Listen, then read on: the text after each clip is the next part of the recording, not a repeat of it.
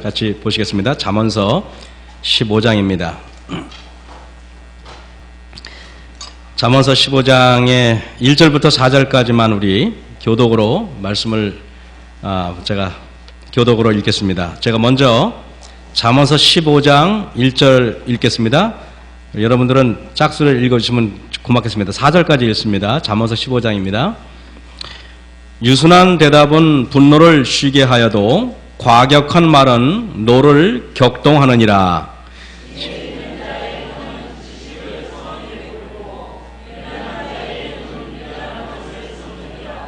여호와의 눈은 어디서든지 악인과 선인을 감찰하시느니라.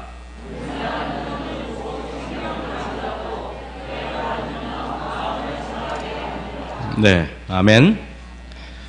성도 여러분 안녕하십니까? 제가 너무 잦은 출장을 해서 여러분들에게 정말 송구스럽습니다. 참 어머니가 그렇게 하지 말라 그랬는데 앞으로는 될 수 있으면 우리 교회를 떠나지 않도록 이렇게 노력을 하겠습니다. 오늘 제가 설교 제목은 올량한 혀는 곧 생명나무라. 놀라운 말입니다. 온유한 혀는 생명나무라. 그런 뜻입니다. 이거 굉장히 우리가 우리의 말을 온유하게 하는 것과 생명나무와 밀접한 관계가 있다고 생각하니까 우리가 예사롭게 이 말씀을 받아들여서는 안 되겠다는 생각을 했습니다. 이것은 단순히 누구를 기분 좋게 하기 위해서 우리가 말을 부드럽게 해야 되는 것이 아니라 우리가 온유한 말을 하는 것은 우리의 영적인 생명과 밀접한 관련이 있다는 것을 깨닫게 됩니다. 우리가 말은 그 사람의 인격을 나타낸다는 것은 누구나 알고 있는 사실입니다.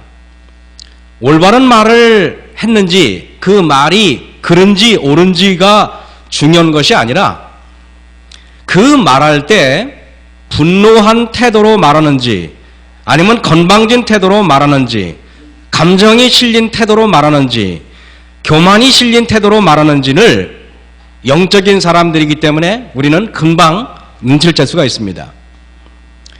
아무리 말의 내용이 옳고 아무리 정당한 이유를 가졌다 하더라도 그 말이 올바른 감정과 온유한 마음을 가지고 있지 않으면 그 말은 이미 사단에게서 온 것이요 그 말은 하나님에게서 온 것이 아닌 것입니다. 그래서 잠언서 18장 20절에서 21절에 보면은요, 사람은 입에서 나오는 열매로 하여 배가 부르게 되나니 곧 그 입술에서 나는 것으로 하여 만족하게 되느니라. 그러면서 뭐라고 되냐면은요, 죽고 사는 것이 혀의 권세에 달려나니 혀를 쓰기 좋아하는 자는 그 열매를 먹으리라. 죽고 사는 권세를 말하는 것은 영적인 것을 말하는 것입니다. 이 땅에서 죽고 사는 것을 말하는 것이 아니라 우리가 혀를 잘 사용하는 것은 하늘 갈 수 있느냐 없느냐 판가름이 난다는 것으로 굉장히 중요한 말인 것입니다. 여러분, 그래서 이것을 보면은 이게 지금 죽고 사는 것이 혀의 권세에 달려있다고 하는데 우리 속담에 다르고 다르다는 말이 있습니다. 말 한마디에 천냥빛 갚는다는 말이 있습니다. 여러분, 제가 이 박찬호가 공을 던지는 걸 봤는데 우리가 보통 사람이 공을 던지면 시속 70km, 80km도 안 나옵니다. 근데 이 친구는 시속 150km가 나옵니다. 그러면 이 어떻게 던져야 되는가? 던지는 방법이 있어요, 없어요?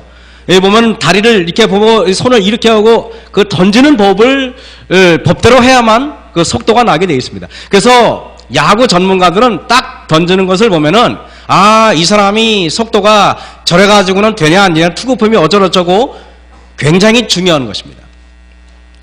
탁구를 치는 것도 그냥 있는 것이 아니라 다 방법이 있는 것입니다. 이거는 제가 포핸드 드라이브 치는 방법을 제가 그려놨는데요. 그린 게 아니라 다운받아서 하는데 또 이거 거짓말하면 안 되죠?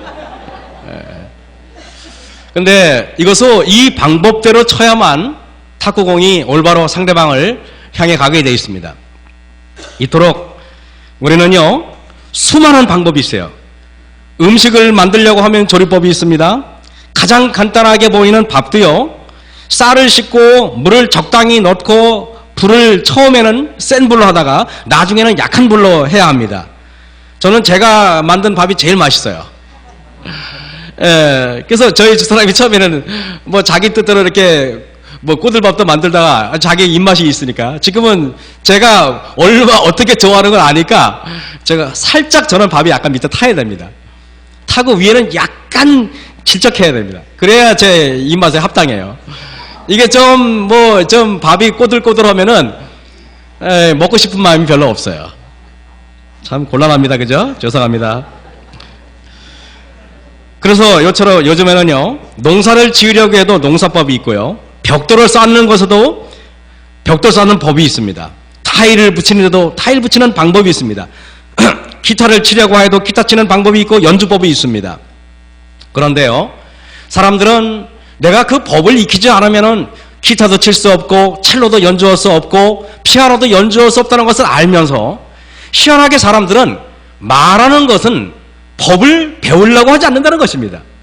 그거는 내가 다 안다고 생각하고, 그것은 내가 여지껏 해오던 방법으로 말하면 된다고 착각한다는 것입니다. 너무 놀랍게 선지자께서 말씀하시기를, 이 세상에 여러 기술이 있지만은 그 기술 중에서 가장 위력적이고 파괴적이고 놀라운 기술이 있는데, 그것이 바로 대화법이라는 게 있는데, 선지자가 말하기를 가장 중요한 방법, 기술 중에 하나가 피아노 치는 기술도 있고 못 치는 하는 것도 있지만은 가장 중요한 게 뭐라고요? 대화법입니다.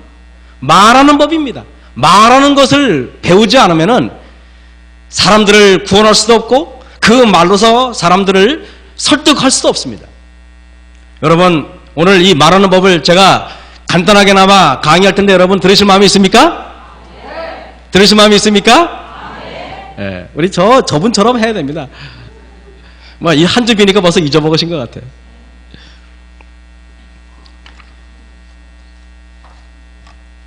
요한일서 1장 1절에 14절 보면은요, 태초에 말씀이 계시니라. 이 말씀이 하나님과 함께 계셨으니 이 말씀은 곧 하나님이시니라. 말씀이 육신이 되어 우리 가운데 거하심에. 언어란 하나님에게서 온 것인데요, 언어, 말씀 그 자체가 하나님이라고 그랬습니다. 천지를 창조한 것이 손으로 창조했습니까? 말씀으로 창조했습니까? 말씀으로 창조했습니다. 사람의 운명을 만드는 것도 말씀으로 전달되고 하나님의 생명도 말씀으로 전달되게 되어 있습니다. 이러니 이 대화하는 것이 얼마나 중요한지, 때로는 그 말 한마디에 천국으로 갈 수도 있고요, 말 잘못해가지고 지옥으로 보낼 수도 있는 것이 말의 권세인 것입니다. 이렇다 보니 우리가 말을 조리 없게 하든가 무식하게 해가지고 상대방의 말을 가슴 아프게 하는 것은 얼마나 어리석은지 몰라요. 제가 여러분에게 누누이 그랬지 않습니까? 저는 사람들을 처음에 딱 보면은요, 제가 그 영업 비밀을 말해서 참 곤란한데, 여자분을 처음에 딱 봤을 때 내가 볼 때는 한 50처럼 보인다. 그러면 저는 이렇게 말합니다. 올해 연세가 40 되셨나요? 그럼 그분은 까닭없이 좋아해요. 그러면 아니요, 뭐 손사래를 칩니다. 그러면 그러셨어요. 저는 사실은 한 30도 안 봤는데 넉넉 잡고 말하는 것입니다. 이렇게 말해요. 저는 저보다 한 15살 위쯤 보이면 저는 이렇게 말합니다. 저그 동갑이시죠? 줄이는 거는 여러분 죄가 안 돼. 50처럼 돼 보이는 걸 20살에 해도 괜찮아. 근데 20살 돼 보이는데 30이라고 말하면 그거는 천인공노할 만행입니다. 그래서 우리는 대화법이 얼마나 중요한지 보겠습니다. 대화법의 기술을 제가 다 하진 않겠는데, 처음에 내가 이 말을 듣는다고 미리 생각해보고 말해야 됩니다. 그리고 두 번째는 정성껏 들으면은 들을 줄 아는 사람이 말을 할 줄 알아요. 여러분 이걸 아셔야 돼요. 말은 내가 말하는 게 대화가 아니라 내 말을 상대방이 듣는 것만 대화입니다. 그 사람들은 상대방이 듣지도 않는데 그냥 말하고 있어. 그러면 상대방이 소용이 없어요. 말은 뭐라고요? 내가 말하는 게 대화가 아니라 상대방이 내 말을 듣는 것만 말입니다. 나는 100마디 했는데 상대방은 5마디밖에 안 들었어. 그러면 내가 몇 마디 한 겁니까? 5마디 한 것입니다. 세 번째, 지루함을 참고 들어주면 감동을 얻습니다. 이 들어주는 기술이 제일 중요합니다. 한쪽 말만 듣고 말을 옮기면 그거는 바보입니다. 한쪽 말만 듣고 절대 옮기지 마세요. 그건 어리석습니다. 한쪽 말만 듣고 흥분하는 사람들은 그거는 제가 볼 때는 초등학교 다시 가방 지어서 보내야 됩니다. 자존심 내세워서 말하면 자존심을 다치게 되어 있습니다. 남의 명예를 깎아내리면 내 명예는 땅에 곤두박질 치게 되어 있습니다. 무시당하는 말은 바보도 알아듣습니다. 여러분. 무시하지 마세요. 말은 여러분 원하시면 제가 이 원고를 넘길 테니까 혹시 이 메모하시냐고 하지 마시고 제가 이거 복사를 이걸 누굴 맡길 테니까 하세요. 이거는 복사할 만한가요? 네, 나중에 저 좋은 게 많습니다. 말은요 입을 떠나면은 책임이라는 추가 달려 있습니다. 그래서 말은 함부로 하는 것이 아닙니다. 대화의 질서는 새치기 때문에 깨집니다. 새치기 하지 마세요. 침묵이 대화보다 강한 메시지를 담고 있어요. 그러면 이걸 하셔야 돼요. 내 말이 고약하면 남의 말이 고약하게 들리게 돼 있어요. 조심하셔야 됩니다. 지적은 간단하게, 칭찬은 길게 해야 됩니다. 지적은 간단하게. 그 다음에 말투는 말의 내용을 담은 그릇입니다. 아무리 말이 좋아도요, 말투가, 그랬어요? 뭐야? 이런 투는 곤란합니다. 말투는 부드럽게 하라는 것입니다. 저도 이거 말씀을 준비하면서 얼마나 참 회개했는지 몰라요. 따져서 이길 수는 없습니다. 이걸 하셔야 돼요. 좋은 말을 한다고 해서 좋은 사람이라는 평가를 얻는 것은 아닙니다. 설명이 부족한 것 같을 때쯤에서 말을 멈춰야 합니다. 앞에서 할 수 있는 말은, 할 수 없는 말은 뒤에서도 하지 마시기 바랍니다. 그 사람이 앞에서도 할 수 없는 말은 뒤에서 하면 안 됩니다. 표정의 파워를 놓치지 마셔야 해요. 흥분한 목소리보다는요, 사람이, 엄마가 아이한테 야! 흥분하면 애가 우습게 봅니다. 흥분한 목소리보다 목소리를 내리까세요. 내리까 다음에 야 일로 와. 그러면 애가 긴장해요. 잘난 척 하면은 정말 많아집니다. 잘난 척, 본인이 허는지도 모르고 잘난 척 하죠? 눈으로 말하면 사랑을 얻습니다. 여러분 무슨 말인지 알죠? 눈으로 상대방의 말을 들을 때요, 상대방을 말할 때 나는 눈으로 그 말을 유심히 이렇게 들어주는 척하고 눈이 깜빡깜빡해. 너무 심하게 해가지고 오해받지 마시고요. 그리고 과거를 묻지 마시기 바랍니다. 애교는 여자의 전유물만이 아닙니다. 남자가 또 애교 또 너무 지나치게 하지 마셔가지고 무덤까지 가져가기라는 비밀을요 털어놓는 그 순간 무덤을 파헤치는 짓하고 똑같습니다. 무덤을 파헤치면 썩은 냄새가 나고 송장이 나옵니다. 여러분, 쓴소리는 단맛으로 포장해야 됩니다. 말을 잘한다고 대화가 유쾌한 것이 아닙니다. 험담에는 발이 달려 있습니다. 가르치려고 하면 피하려고 합니다. 비난하기 전에 원인부터 알아내야 됩니다. 눈치가 빨라야 됩니다. 불평하는 것보다 부탁하는 것이 실용적입니다. 여러분, 제가 있는데 대화법은 매우 중요해서요, 책을 이렇게 제가 보니까 이런 책들이 많아요. 여기 수백 권이 넘어요. 수백 권이. 적도 내 편으로 만드는 대화법, 마음을 열어주는 공감 대화법, 성공하는 직장인은 대화법이 다르다. 여러분, 심지어는 뭐라고 말하지 아십니까? 직장 생활의 99%는 대화다, 이렇게까지 나와 있어요. 성공하느냐 실패하느냐는 대화에 달려있다고 이 얘기 나와 있습니다. 이렇게 중요한데, 그러면 여러분 제가 그 중에 대화법에 몇 가지만 제가 한번 말씀을 드려보겠습니다. 나 대화법이라는 것입니다. 나 대화법은 뭐냐 하면은요, 이게 아이한테 너 이거 하지 마, 이거 해, 또 너 이거 하면 너 혼난다, 우리가 보통 이런 식으로 대화를 합니다. 그런데 여러분, 그렇게 하면은 상대방이 감정을 사서 아이들이 기분 나빠합니다. 예를 들면은 나 대화법이 뭐냐면 이렇습니다. 아이가 침대에서 마구 막 뜁니다. 막 뛰면은 그때 엄마가 이렇게 보통은 말합니다. 엄마가 뛰라고, 뛰지 말라고 했지? 그러면 그러다 다치면 너 혼난다? 이렇게 말해요. 이렇게 하는 것보다는 나 대화법은 이렇게 하는 것입니다. 침대에서 내가 뛰는 것을 보고 있는 엄마가 마음이 조마조마하구나. 이렇게 하라는 것입니다. 또 내가 침대에서 뛰니까 엄마가 너무 어지러운데 똑같은 말을 해도 달라요, 안 달라요? 다릅니다. 이렇게 해도 애가 말을 안 듣고 계속 뛴다. 그러면 이렇게 해요. 엄마가 어지럽다고 이야기했는데 내가 계속 뛰니까 엄마 말을 무시하는 것 같아서 엄마가 약간 화나기 시작한다? 이렇게 말합니다. 그래서 뜁니다. 엄마가 그렇게까지 말했는데 네가 하는 거 보니까 종아리를 250대를 맞아야겠구나. 그리고 바로 집행심판에 들어가시기 바랍니다. 제가 얘기했죠. 절대 소리 지지 말라고. 또 예를 들면 아이가 텔레비전 앞에서 왔다 갔다 하면서 시야를 가립니다. 그러면 엄마가 보통 이다. 야 비켜! 왜 네가 앞에서 알짱거리니까 안 보이잖아! 이렇게 하면은 기분 나빠요.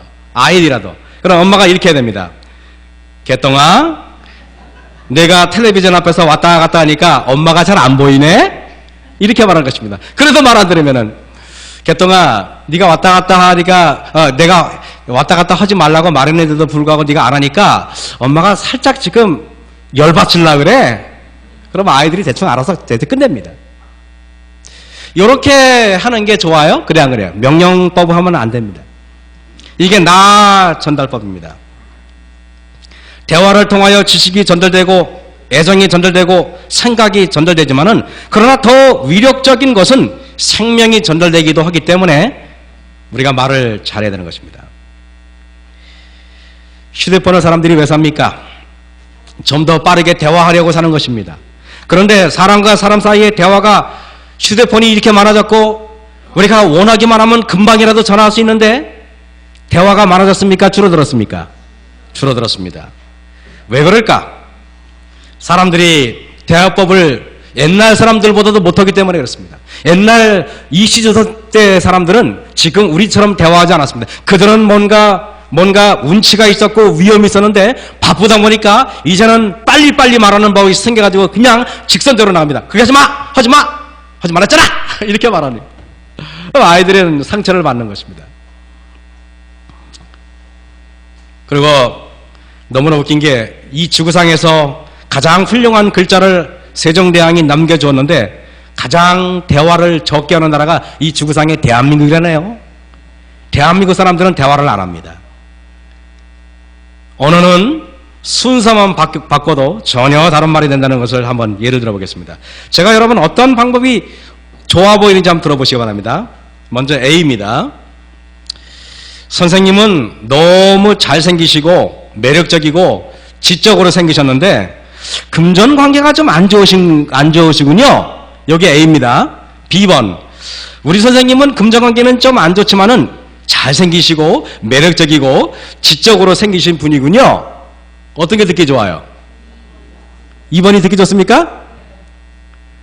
왜 그러느냐 하면은요, 요거를 잔존 효과라 그래가지고 인간은 마지막 끝 말만 기억하는 습성이 있다는 것입니다. 그래서 무슨 말인지 알겠습니까, 여러분?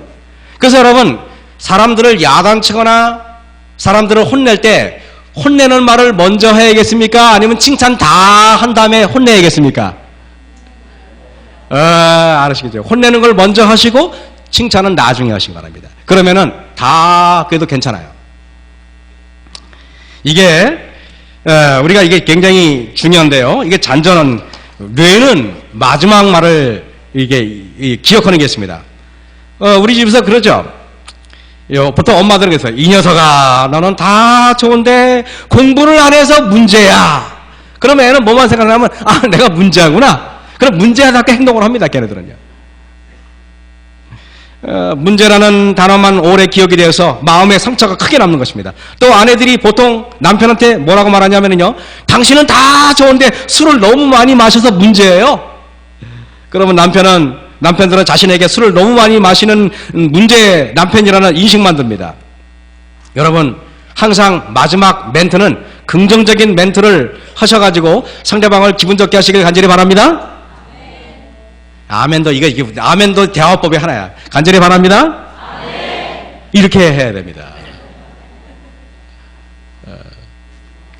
어차피 제가 마석교에 있는 한 여러분들은 아멘 소리 안 하고 못 보이니까 아예 연습을 하고 사시는 게 좋습니다.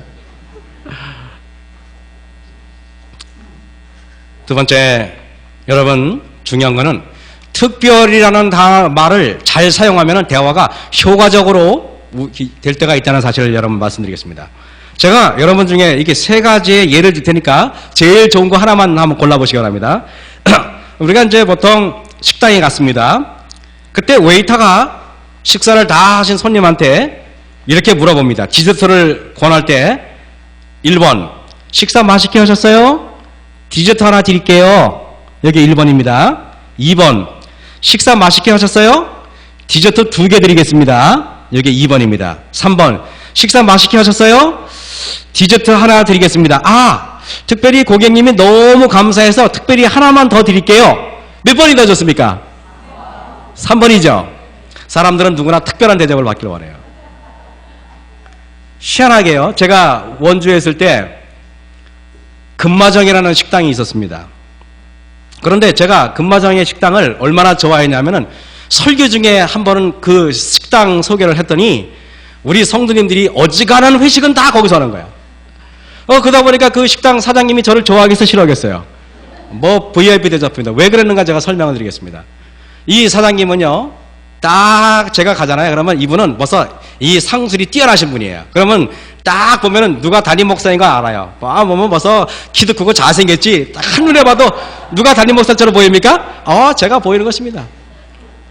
이분이 사장님이 딱 이렇게 보면 이분은 계란찜을 이렇게 계란찜을 꼭 주시는데 한 상에 한 개를 줘요. 이분은 반드시. 그런데 제가 가면은 상에 가면은 그분은 딱 오셔가지고 저한테 말하기를 우리 목사님이 오셨으니까 목사님은 특별히 하나만 더 드릴게요. 이 말에 제가 녹아가지고 그 식당만 가게 되더라니까요.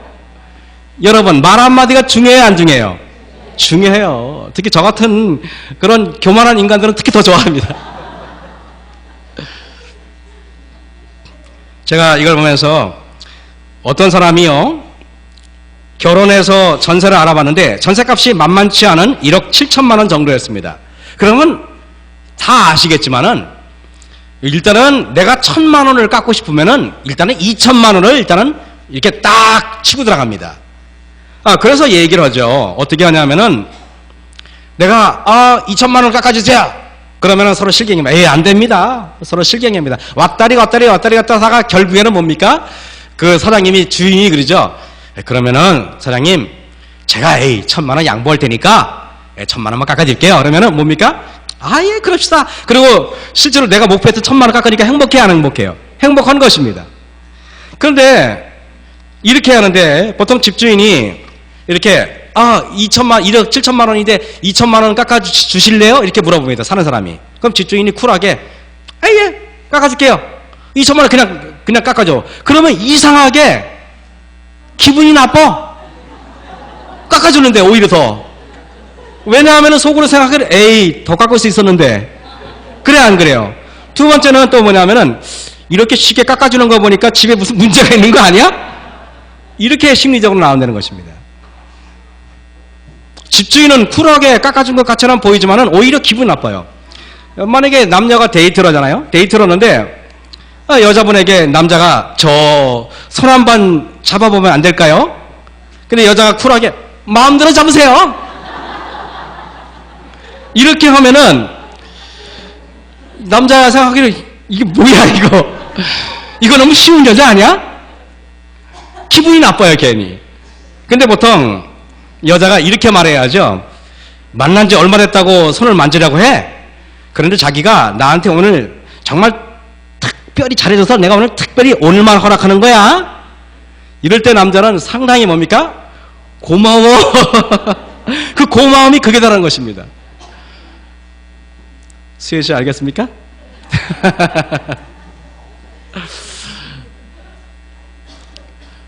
우리가 여러분 이게 참 사람이라는 게 아무것도 아닌 것 같아도 그 작은 것에 기분이 100% 달라져요, 안 달라져요?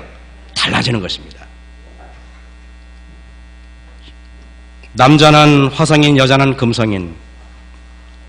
남자와 여자는 근본적으로 다릅니다. 사람들은 남자와 여자가 근본적으로 다르다는 것을 잊어먹고 있을 때가 가끔 있다는 것입니다. 보통 강아지는요, 반가우면 꼬리를 살랑살랑 흔듭니다.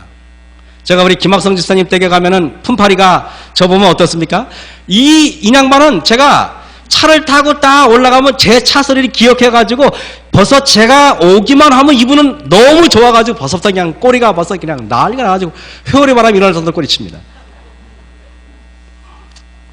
그런데 여러분 이걸 아셔야 됩니다. 고양이는 공격할 때 열받을 때 꼬리를 쳐요.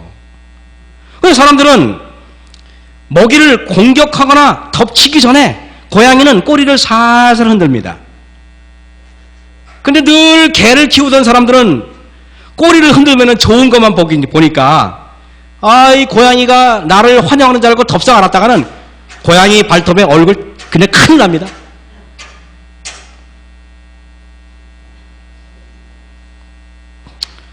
저럴 때는 뭐라고 해야 되지? 나대화법이죠? 얘야, 네가 그걸 치니까 내가 설교하기가 참 힘들구나. 이렇게 말해야 됩니다. 예? 그죠? 이게 나대화법이야. 말이가 너 시끄러워 하지 마! 이래봐 보세요. 엄마가 이게 나대화법입니다. 퇴근하고 집에 돌아온 남편에게 부인이 여보 어서 여기 와서 어디 앉으세요. 나하고 얘기 좀 해요. 라고 얘기하면은 나름대로 부인은 강아지를 꼬리치듯이 꼬리를 흔드는 것입니다. 부인은 대화하고 싶어서 그러는 거예요. 오늘 하루 종일 있었던 이야기를 하고 싶어가지고 남편이 오기만을 기다리고 있는 것입니다. 내가 이야기 보따리를 풀고 싶어가지고 안달을 해가지고 말하는 것입니다. 근데 남편은 고양이를 키우던 사람이라 꼬리를 이렇게 치면은 이게 화난 줄 알아. 그러면 이게 또 뭐 잔소리 하려고 에이씨 이게 뭐야 이러고 덤벼드니까 말이 안 되는 것입니다. 달라요 안 달라요? 여자하고 남자하고 다릅니다. 남자와 여자의 대화의 차이점을 살펴보면은 다음과 같이 이야기합니다. 남자들은 말을 분석하려는 경향이 강하다고 합니다. 그러나 여자들은 그냥 한번 의중을 떠보려고 애둘러 하면서 마음을 그냥 떠보는 경향이 강하다는 것입니다. 연인 관계에 있는 여자들이 남자들의 마음을 떠보기 위해서 자주 하는 말이 여자들이 이제 우리 그만 만나요 라고 얘기하면은 남자들은 그 말을 떠본다는 생각은 전혀 못하고 대개의 남자들은 이 여자가 나한테 실증 났구나 싫어졌구나 하고 마음을 남자들은 그냥 정리해버립니다. 그냥 남자들 남자가 여자하고 싸우고 남자가 잘못했다고 싹싹 빌면 여자들은 그렇죠. 됐어 그럽니다. 그럼 남자들은 된 줄 알아요. 됐구나 이제 문제가 해결됐구나 이 좋아가지고 됐구나 하고 하는데 된 거예요 안 된 거예요? 안 된 거예요. 그거 가지고 10년 동안 울고 먹습니다. 조심하셔야 됩니다. 텔레비전을 보다가 예쁜 연예인을 보면은 여자가 그럽니다. 어머 저 여자 진짜 예쁘지? 그런다 너다시 돌아서서 묻습니다. 여보 저 여자 이쁘지? 이렇게 물어봐요. 그러면은 지가 이쁘다고 했으니까 남자들은 자기도 인정하니까 당연히 뭐라 그래요? 끝내주네. 그러면 그날 끝나는 것입니다. 여러분, 이게 여자분들이 이게 보면은 여자들이 그 습성이 그래요. 근데 남자들은 그걸 모르고 당연한 줄 아는 것입니다. 예. 가령 여자들은 특성은 절대로 직접적으로 얘기하지 않고 여자들은 돌려서 말하는 습성이 있다는 사실 여러분 아셔야 돼요. 돌려서. 예를 들면은 여자들이 다이어트를 시작했습니다. 나름대로 가서 훌라후프도 돌리고 나름대로 등산도 하고 몸에 좀 약간 0.5mm 2인치가 살짝 빠졌어. 그러면 여자들은 그거 자기 몸매를 자랑하고 싶어서 이렇게 말합니다. 자기 나 날씬해졌지 이렇게 말하지 않습니까? 여자들은 자기야 나 요새 살찐 것 같지 않아? 이렇게 물어봅니다. 이 말은 나 살 빠지고 날씬해졌지 이 말입니다. 근데 남자들은 그 말을 그냥 고지고대로 듣고 살쪘네. 아이고 내 먹는 거 보니까 내 처음부터 네 알아봤다. 이렇게 나오는 것입니다. 그러면은 여자들이 예 이러면서 맞아요. 네, 맞습니다. 여자들이야 한번 화를 내고 말지만은 남자들은 이런 잘못이 있으니까 여성분들 조심하시기 바랍니다. 어떤 게 있냐면은요.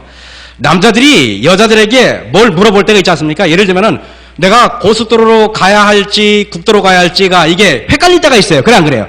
혼란스러울 때가 있어요. 그럼 남자들은 운전하면서 여자들한테 물어봅니다. 뭐라 물어보냐? 자기야, 국도로 갈까? 고속도로 갈까? 딱 물어봐요. 그러면 여자들은 아무 생각 없이, 여자들은 원래 그냥 툭툭 내뱉는 거 좋아하니까, 아, 국도로 가? 그럽니다. 딱 가잖아요. 안 막히면 괜찮지만은 막히잖아요. 그건 죽을 때까지 얘기합니다. 네가 국도로 가라 해가지고 내가 아주 망했다. 너 때문에 망했다. 큰일 납니다. 여자분들은 조심하셔야 돼요. 남자들은 그런 습성이 있다는 것입니다. 여러분, 남자들이 물어볼 때는 나중에 책임을 묻기 위해 물어보는 경우가 굉장히 많습니다. 본능적으로. 아주 못됐어요, 남자들이. 아, 이게 못돼서 그러면 안 되지. 내가 생각할 때는 남자분이 약간 못된 것 같기도 해. 이렇게 말해야 됩니다. 갑자기 남편이 부인에게 묻습니다. 여보, 나 직장 그만두고 사업이나 해볼까? 그럼 여자들은 아무 생각 없이 말해요. 한번 그렇게 한번 해봐. 이렇게 말합니다. 그러다가 만약에 사업 망하잖아요? 무덤에 갈 때까지 불평합니다. 네 말 듣고 내가 신세가 내가 망쳤느니 너 때문에 이렇게 됐느니 큰일 납니다, 여러분. 그럴 때 결정적인 것을 물어볼 때는요, 여보, 당신이 결정해. 그러시기 바랍니다. 절대 그래야 됩니다. 이건 큰일 납니다, 여러분들. 괜히 잘못했다가는 참 예수님 재림할 때까지 고통당할 수가 있어요.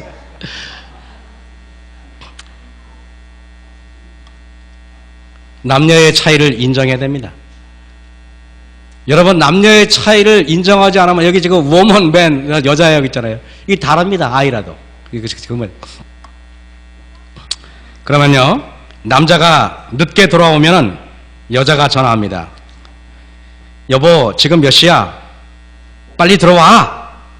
그럼 남자는 그 전화 받고 절대 빨리 안 들어와요. 왜 그러는가? 남자는 시각이 발달되어 있지 청각이 발달되어 있지 않습니다.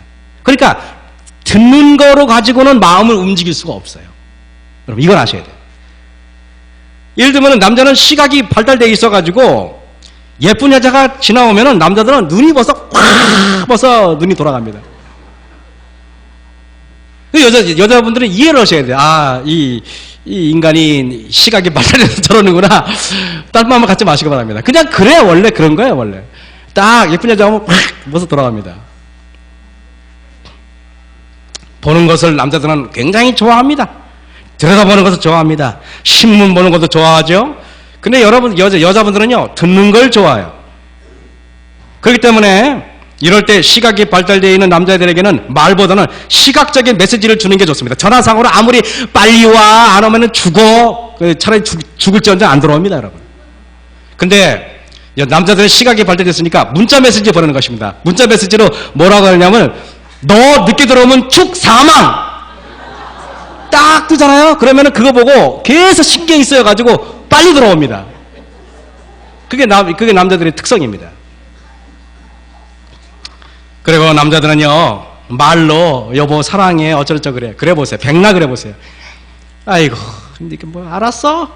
그렇게 말합니다. 그런데 남자들이 제일 감동 먹은 것은 달콤한 이야기가 아닙니다. 편지를 쓰시는 게 좋아요. 아니면은 도시락에다가 하트 모양으로 콩으로 이렇게 해가지고 그것도 괜찮아요. 말보다는 뭐라고요? 시각적인 효과로서 남자들을 마음을 사로잡길 간절히 바랍니다. 아멘에 간절히 바랍니다. 왜 여기만 아멘해? 시각이 발달한 남자의 심리를 활용할 줄 알아야 됩니다. 남편에게 잔소리하는 것은 그저 고양이가 야옹야옹 하는 것과 별반 차이가 없습니다. 그저 암탉이 울어대는 것과 별반 느낌이 없어요. 시각이 발달한 남자에게 많은 말은 잔소리에 불과하기에 이런 남자에게 잔소리하지 말고 각서를 쓰게 하면 좋습니다. 효과적이에요. 각서를 쓰게 한다든가 메모를 적게 하든가 아니면 도장을 찍는다든가 이런 식으로 하면 남자들이요 두려워합니다. 남자들이 약점을 제가 너무 많이 가르쳐주는 것 같습니다. 아들한테 부탁할 말이나 당부할 말이 있으면은 말로 하지 마시고 문자로 남기다든가 편지를 써서 보내세요. 아들아, 그리고 엄마 사인까지 쫙 해가지고 도장을 찍든가 딱 줘보세요. 그러면 아들이 꼼짝 못합니다. 딸한테는 그렇게 하면 안 됩니다. 딸한테는 얘야 사랑한단다 말로서 해줘야 돼요. 여자들은 귀가 발달되어 있습니다.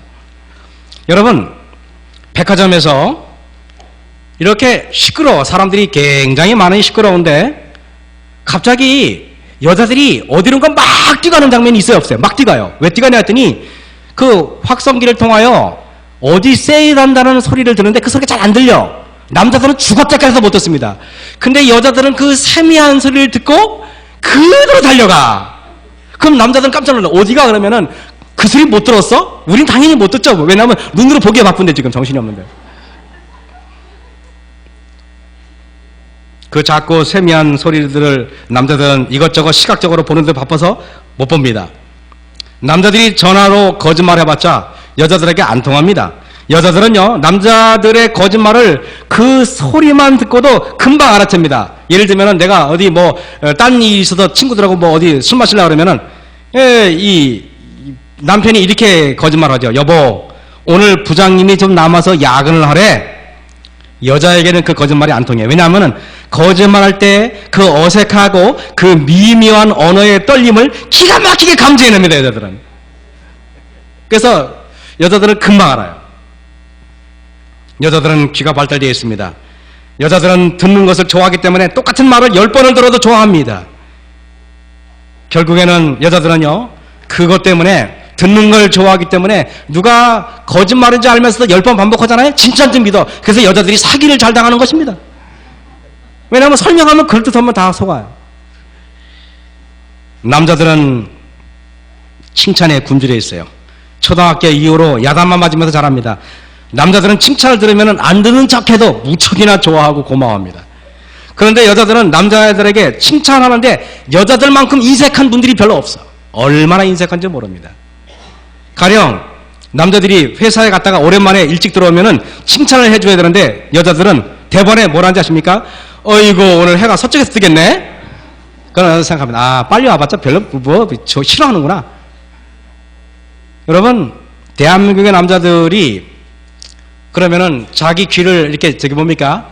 이렇게 자기한테 좋게 해주는 사람으로 그렇기 때문에 여러분 안 좋은 바벨론으로 빠지는 겁니다. 좋은 대접을 받으면 보상해 주려는 심리가 있어요. 여러분 보세요. 사람을 일렬로 쫙 세우는 다음에 제가 말합니다. 야, 서로 어깨를 주물러 주세요. 어깨를 주무릅니다. 그러면은요, 사회자가 말 안 해도 다 주물럭주물럭 서비스를 받은 사람은 자기도 모르게 뒤돌아서 가지고 상대방을 해줄라 그래야 안 해요. 그게 바로 보상 심리라는 겁니다. 여러분, 남자들은요 축구나 야구 경기를 좋아해요.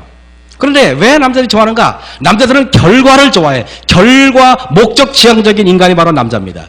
딱 2시간 후면은 축구든 야구든 딱 2시간 하면은 결과가 딱 나오기 때문에 남자들은 결론부터 알고 싶어 하는 결론을 말하고 좋아합니다. 남자들이 집에 돌아오면은 남자들은 여자에게 자신이 누구랑 식사를 했는지 먹을 때 분위기는 어땠는지에 대해서 묻는 남자가 없습니다.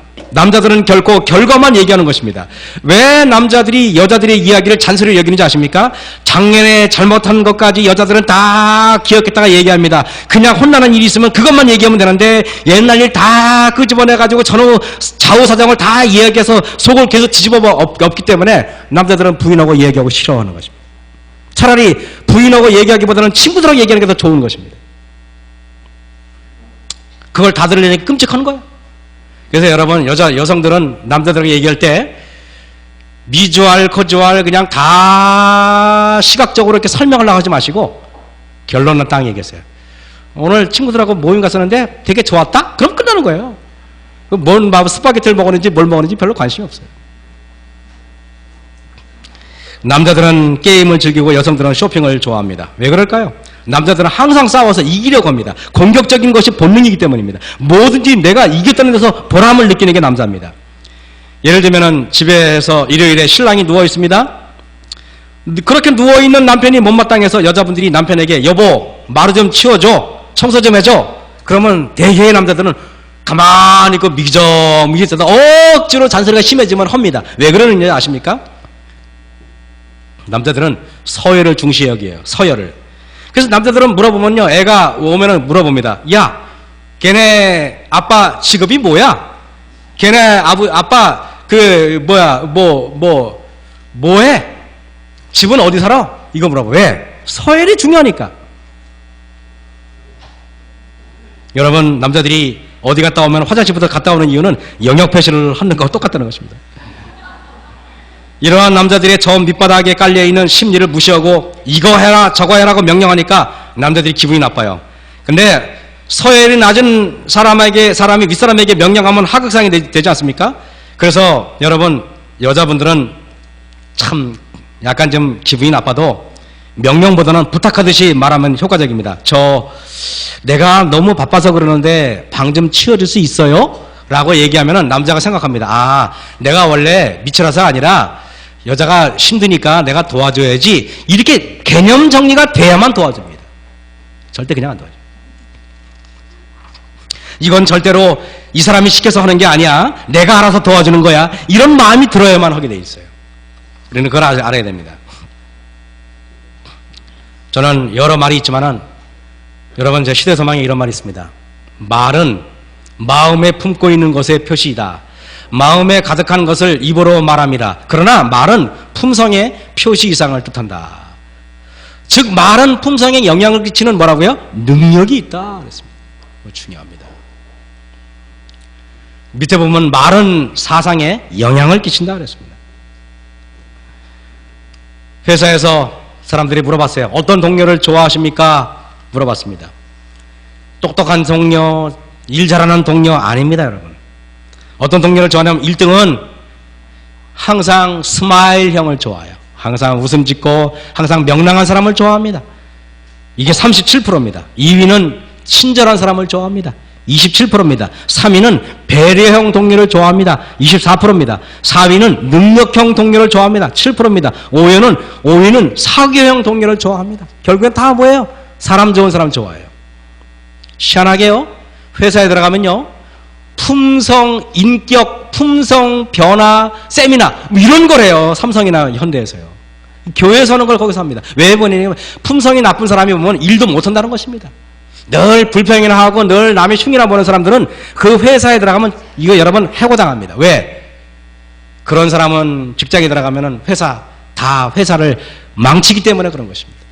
회사에서 이런 걸 지금 직장인이 생각하는 이상형 동료 스타일, 이게 여러분 품성 변화 세미나에 참석한 그 교재에 나와 있던 그거 중에 하나입니다. 너무 놀랍게요. 그런데 여러분, 제가 오늘 드릴 말씀은 시대소망 307쪽에 참된 품성은 밖에서 형성되어 장식되는 것이 아니라 속에서 밖으로 발산되는 것이다. 말의 껍데기를 바꾸려고 하지 마시고 마음에 있는 속 사람을 그리스도인으로 바꾸셔야 됩니다. 내가 아무리 겉을 그럴듯하게 말한다 해도 내 속 사람이 그리스도인으로서 속 사람이 변하지 않는다면 아무 소용이 없다는 것입니다. 마태복음 12장 34절에 독사의 자식들아, 너희는 악하니 어떻게 선한 말을 말할 수 있느냐? 우리가 악하면 선한 말을 할 수가 없습니다. 가시나무를 아무리 거름을 주고 아무리 비료를 주고 퇴비를 줘도 가시가 더욱더 탐스럽게 열릴 뿐인 것입니다. 내 속사람이 독사의 자식이면은 내가 크면 클수록 상대방에게 위해를 끼치기 쉬우니까 여러분 이걸 아셔야 됩니다. 내가 왜 자꾸 불평을 하지? 내가 왜 자꾸 사람들에게 불만을 하지? 왜냐하면 내 마음이 독사의 자식이기 때문에 그런 것입니다. 그러면 여러분 마음에 기도하시기 바랍니다. 주님, 남을 미워할 것이 아니라 내가 무릎을 꿇고 내 속사람을 고쳐주십시오. 이제는 내 안에 있는 악한 마귀가 나가고 주님께서 들어오셔서 내 안에 주님이 되어주십시오. 그래서 여러분 빌립보서 1장 8절에 사도 바울이 말하기를 나는 예수 그리스도의 심장으로 너희 머리를 어떻게 살아가는지 예수 그리스도의 심장으로 사랑해야 됩니다. 우리의 심장은 너무나 차갑고 너무나 이기적이야.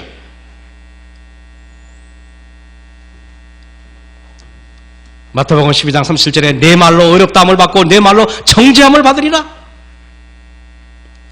야고보서 3장 2절에 우리가 다 아는 것처럼 우리가 다 실수가 많으니 만일 말에 실수가 없는 자면 곧 온전한 사람이라.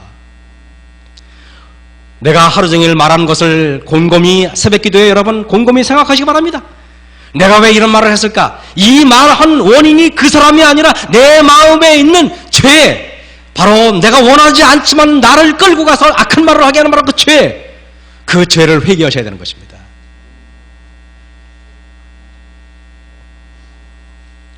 제가 여러분에게 그런 말을 드렸죠? 여기에 제가 우리 집사님이 여기 현미차를 갖다 놓으셨습니다. 이거를 내가 흔들면은 여기에 뭐가 쏟아져 나옵니까, 여러분? 현미차가 쏟아져 나오는 것입니다. 이거를 제가 흔들지 않고 품성이 좋으신 돌아가셨던 우리 신기원 목사님을 불러 올려서 그분이 흔들면 이 현미차가 다시 이게 그러면 녹차가 됩니까? 똑같이 현미차가 됩니다. 이 안에 똥물을 들고 내가 흔들면 이 안에 똥물이 내가 흔들면 뭐가 나옵니까? 똥물이 나와요. 그러나 아주 훌륭한 사람이 흔들면 뭐가 나옵니까? 똥물이 나오는 법이에요. 성도 여러분, 내 안에 불평이 가득하니까 불평이 나오는 거고 내 안에 분노가 가득하니까 사람이 흔들면 분노가 나오는 것입니다. 그러나 스데반은 십자가에 달려 죽을 때 뭐라고 말하지 않습니까? 사람들이 그를 흔드니까 흔드니까 뭐라고 말합니까? 주여, 저들이 하는 일을 알지 못하니 저들을 용서하여 주옵소서. 왜냐하면 그의 마음은 흔들면 흔들수록 성령 충만하니까 하나님의 성령의 열매가 나오지 않습니까? 사랑이 나오고 용서가 나오고 온유가 나오는 거 아니겠습니까, 여러분? 예수님께서 십자가에 달려 돌아가실 때 그분을 온 유대인들이 분노의 여러분 몸으로 그를 흔들었습니다. 그때 예수님께서 여러분 그 안에 분노가 나왔습니까? 시기가 나왔습니까? 질투가 나왔습니까? 용서가 나오고 사랑이 나오지 않습니까? 여러분 속지 마십시오. 언제까지 사단에게 속습니까? 그 사람 때문에 내가 화가 나는 것이 아니고 그 사람 때문에 내가 못마땅한 것이 아니라 내 마음의 죄가 쏟아져 나와야 하기 때문에 하나님 그렇게 하신 것입니다.